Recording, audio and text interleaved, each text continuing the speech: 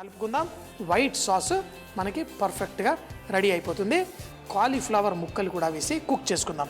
ఇందులో వేసి కుక్ చేసుకుంటే కొంచెం టైం పడుతుంది, అయినా పర్లేదు, మనకి బోల్డ్ కావాల్సినంత టైం ఉంది. ఈ కాలీఫ్లవర్ ముక్కలు ఇందులో కొంచెం నీళ్లు, ఎందుకంటే కొంచెం సేపు ఉడికేసరికి ఈ నీళ్లు ఏవైతే ఉన్నాయో అవి ఆవిరి అయిపోతాయి.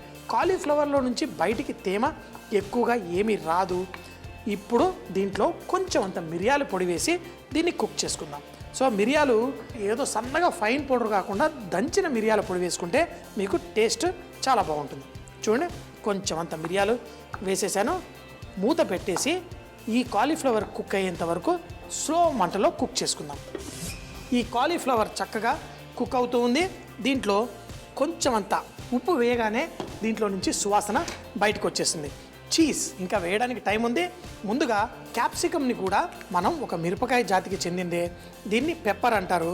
అందుకనే దీన్ని వేరే ఎగ్ 65 ఏవైనా చేసుకున్నప్పుడు కొంచెం స్క్వేర్ ముక్కలు వేసుకుంటాం కదా, అదేవిధంగా దీన్ని ఇలా చిన్న చిన్న ముక్కలుగా కోసేసి రెడీ పెట్టేసుకుందాం. ఒక సగం క్యాప్సికమ్ అయితే సరిపోతుంది. అలాగే మన పాలకూర కూడా రెడీగా ఉంది. ఇక్కడ చక్కగా కడిగేసిన ఈ పాలకూరని ఒట్టి ఆకు భాగాన్ని మాత్రమే ఇందులో వేసుకుందాం. క్యాప్సికమ్ ముక్కలు ఇందులో వేసుకుందాం. కాలీఫ్లవర్ ఉడికిన తరువాతనే మనం ఈ క్యాప్సికమ్ ముక్కలు వేసుకుందాం. అలాగే పాలకూరని ఇలా తుంచి ఇందులో వేసేసుకుందాం. ఇలా వేసి దీంట్లో మంచి సువాసన కోసం జాజికాయ పొడి కొంచెంగా వేసుకుందాం. ఇందులో మిక్స్ హర్బ్స్ కావాలంటే వేసుకోండి, లేకపోయినా ఈ జాజికాయ పొడితోటి మంచి టేస్ట్ వస్తుంది. కానీ జాజికాయ పొడి ఎక్కువ వేయకూడదు, చాలా కొంచెం వేయాలి. మనం మిక్స్ హర్బ్ కూడా వేస్తే చాలా కొంచెం వేసేసి ఇప్పుడు కలిపేసుకుందాం. ఆకు కూడా చక్కగా ఇందులో కుక్ అయిపోతుంది. మంచి టేస్ట్ ఈ కాలీఫ్లవర్ చీజ్ చిల్లీకి సాస్కి రెడీ వచ్చేసింది. దీంట్లో లాస్ట్లో మనం కొంచెం చీజ్ కూడా వేసేసుకుందాం. చూడండి, అదే పిల్లల్ని పక్కన అనుకుంటే మొత్తం వేయండి అంటారు. కాలీఫ్లవర్ ఉడికిపోయింది, ఇదంతా మంచి టేస్ట్ వచ్చింది. ఒక్కసారి ఈ సాస్ని లైట్గా టేస్ట్ చేద్దామా? ఎంతో కమ్మగా, చాలా మైల్డ్గా, సూపర్గా ఉంది. మరి దీన్ని రెడీ అయిపోయింది కదా, ఇటు పక్క పెట్టేసుకుందాం. పెనాన్ని తెచ్చిపెట్టి కొంచెం వెన్న ఇలా బ్రెడ్కి పట్టించి వేసేసుకుందాం.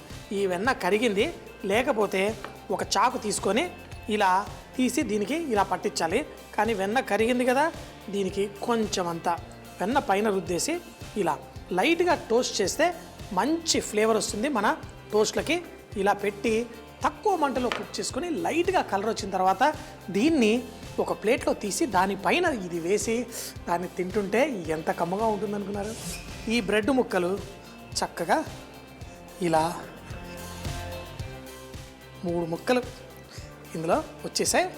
మరి దీనిపైన మనం చేసుకున్న ఈ కాలీఫ్లవర్ చీజ్ చిల్లీ, మరోసారి మన చిల్లీ అంటే ఏంటి పచ్చిమిరపకాయలే కాదు, ఈ క్యాప్సికమ్ ముక్కల్ని కూడా అంటాం.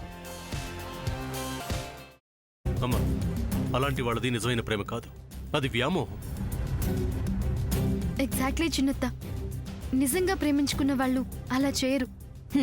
ఎంత మనసు విరిగిపోతే కన్న కూతుర్ని పట్టుకొని మా దృష్టిలో చచ్చిపోయా ఉంటుందా తల్లి?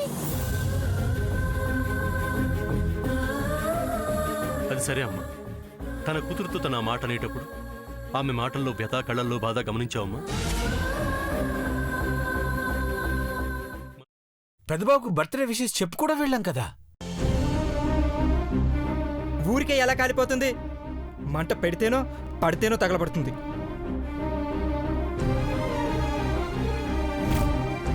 కరెక్ట్ చిన్నబాబు, నీకొచ్చినట్టే నాకు డౌట్ వచ్చింది. పార్వతే షర్టును తగలబెట్టిందనుకుంటా.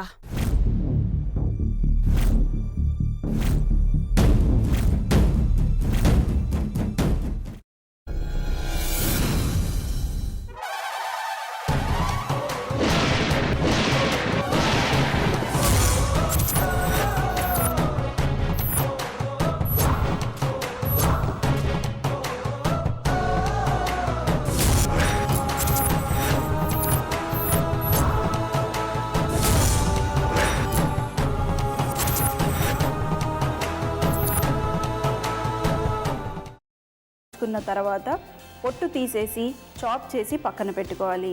ఒక ప్యాన్లో కొద్దిగా నూనె వేడి చేసి అందులో ఆవాలు, మినప్పప్పు, శనగపప్పు, కరివేపాకు, సన్నగా తరిగి పెట్టుకున్న ఉల్లిపాయలు వేసుకుని 1 నిమిషం పాటు వేయించుకోవాలి. ఆ తర్వాత కాల్చి కట్ చేసి పెట్టుకున్న వంకాయని కూడా అందులో వేసుకుని బాగా మిక్స్ చేసి బౌల్లోకి ట్రాన్స్ఫర్ చేసుకుని అందులో తగినంత చిక్కటి పెరుగు లేదా పల్చటి పెరుగు వేసుకుని మిక్స్ చేసి అన్నంతో కానివ్వండి, చపాతీతో కానివ్వండి సర్వ్ చేసినా చాలా బాగుంటుంది.